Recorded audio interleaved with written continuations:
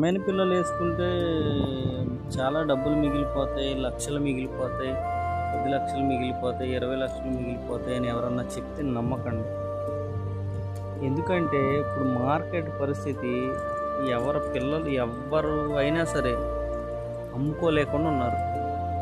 ఎవరన్నా వేసేవాళ్ళు ఆలోచించి ఆచితూచి వేసుకోండి. కొరమైన పిల్లలు వేసుకుంటే అమ్ముకునే సత్తా ఉంటేనే కొరమైన పిల్లలు వేసుకోండి. ఎప్పుడైనా అమ్ముకొని ఇది లేనప్పుడు వేసుకుని ఇబ్బంది పడి మార్కెటింగ్ లేకుండా ఆడిని ఈడిని డబ్బులు ఇవ్వడం తప్ప ఏమి ఉండదు.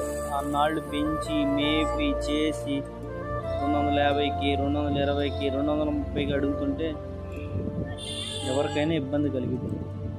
అందుకనే ఎవరైనా వేసుకునే వాళ్ళు ఉంటే ఆలోచించి ఆచి తూచి అడిగేయండి ముందు అడుగు.